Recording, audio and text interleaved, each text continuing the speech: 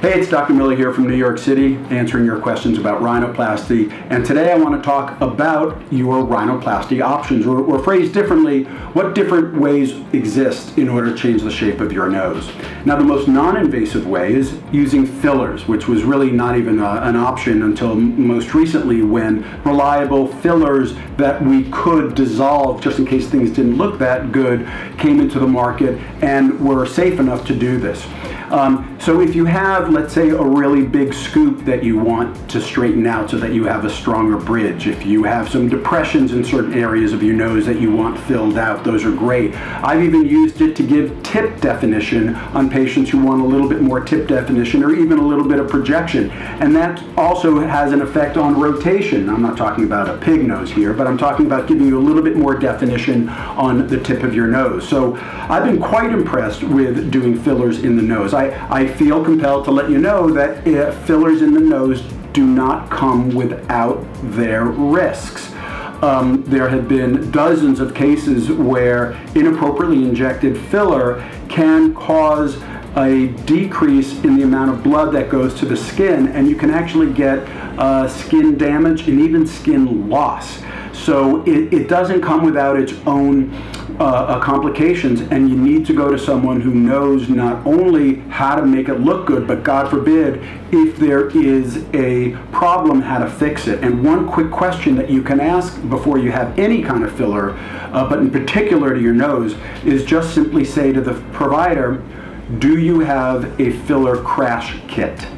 That's the expression. Do you have a filler crash kit? Now, a crash kit or a crash cart is a medical term that we use for an impending, I hate to say it, but an impending disaster, right? So a crash kit, a crash cart, is for when someone is having a heart attack, and we have that, by the way. But a filler crash kit has all the things necessary just in case, while injecting, the patient demonstrates that they're getting some poor blood flow to the overlying skin, and we have the proper medicine in order to immediately reverse that process.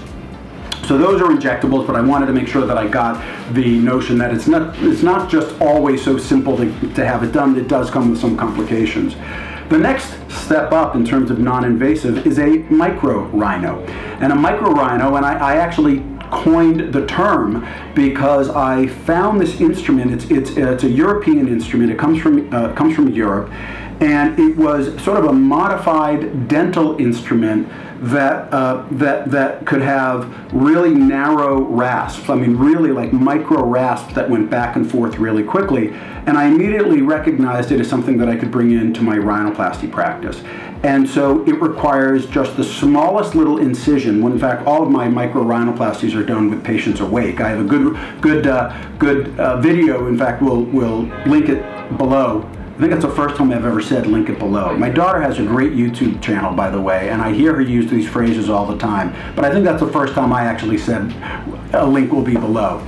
So, but I've got a great video that shows a micro-rhinoplasty and a patient being awake and even saying something to the effect of, wow, this is easier than going to a dentist.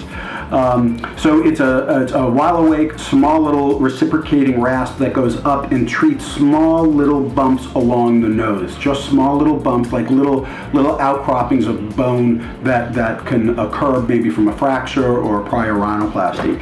But the next one is, because I started seeing so many patients for the micro-rhinoplasty, a lot of patients were coming in and they really weren't candidates for micro, but they were candidates for what I began calling a mini-rhinoplasty. And a mini-rhinoplasty is when all they have is just a little bump, a really small bump. It requires a little bit more of an invasive procedure than a minimally invasive micro-rhino or totally minimally invasive injectable filler. But it requires a little bit bigger instrument, so I have to make a little bit bigger of a incision, and I have to make a more of a tunnel in order to get there. But that typically just shaves down the bump that someone has, and that's all that you need. But moving up from that, and actually moving in location on the nose, I would say is a Tip-Plasty. And a Tip-Plasty is when the patient really likes the bridge, really likes the frontal view. They just don't like the lower third of their nose.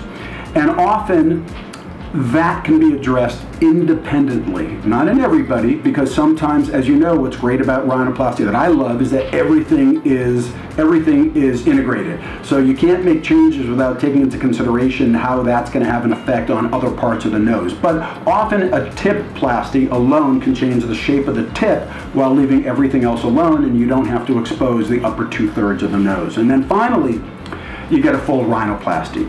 And the full rhinoplasty is exposing the bone and the cartilage, the soft tissue, in order to make the alterations and changes of the nose. So those are your different types of changing the shape of the nose. I hope you enjoyed this video. If you have any questions, go ahead and leave it below, and I'll try to answer them. Look forward to seeing you here in New York City.